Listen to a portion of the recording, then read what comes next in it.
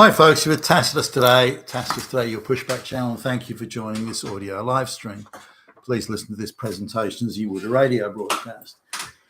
In this essay, I'd like to talk about what's an interesting sort of thing that I noticed. I saw this a few months. Actually, first of all, I saw it in Australia. This is where people that have been illegally smuggled into or have arrived illegally, whether through people trafficking or smuggling or any other means, have come to the West and illegally, and they're about to be deported. And their argument that they get free lawyers, and all these international activist NGO groups give them free legal advice and so on, and representation.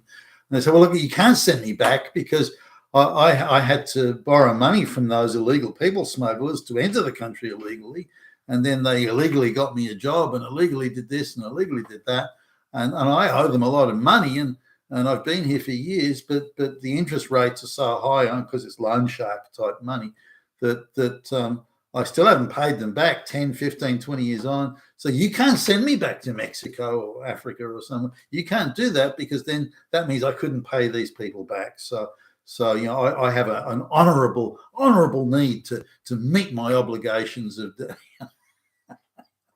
I mean, have you heard anything so ridiculous? But after some months it went by, and then I noticed it cropped up in a case in the United States where there was that same legal argument was being made by someone who was being deported, and they somehow had all the free legal representation provided. And whether they're being advised to say this or whether or not it's a thing, I don't know. But I saw it again yesterday. Another illegal was using this. Now, there's a few things to break down here. Let's they've entered the country illegally and paid a people smuggler to do it. Okay. Now, in some cases, if these people if they've got a few bucks they can scratch together, that's one thing. But in other cases, they have to get their village to everybody puts in, everybody sells everything they've got. Because if you can get one of your peasant village into the first world country, then they can sponsor other people to come. In the end, your whole village can go, and that's the sort of the dream. Remember, a lot of these people have an IQ of 70, so they've got a very simplistic view of the world. A view, by the way, that's encouraged by the agitators and agents of the people smugglers. So now, in other cases, what the people smugglers in effect are doing is saying, look, we'll pay for everything to get you into the United States, but you have to go and work at this fruit picking company or this labor hire firm where you're a laborer on building sites, or you're flipping burgers or something like that.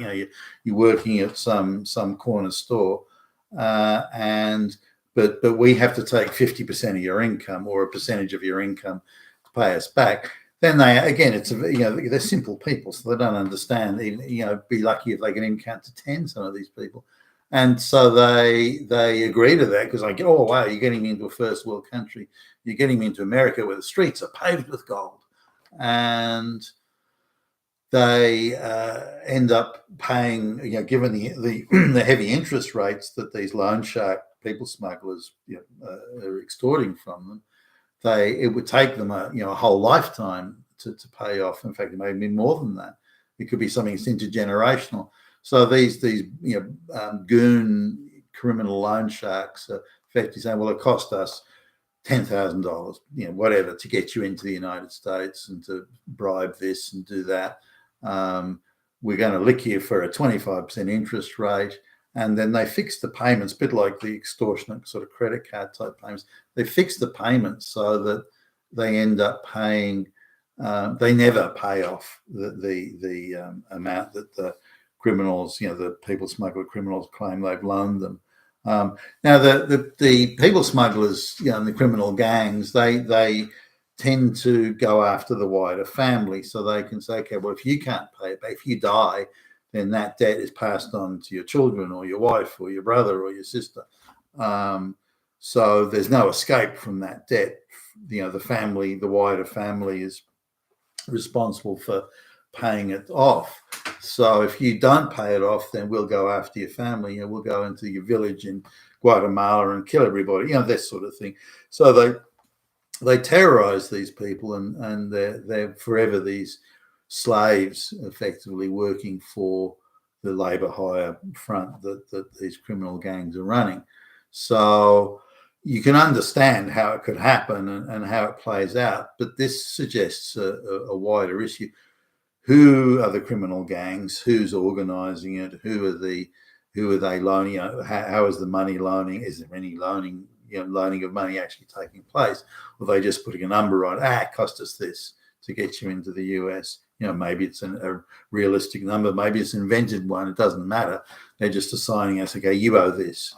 But really, these simple, low IQ, illiterate peasants, they're really just, they just want to get into the land of where the streets are paved with gold. The rest, we'll sort that out later.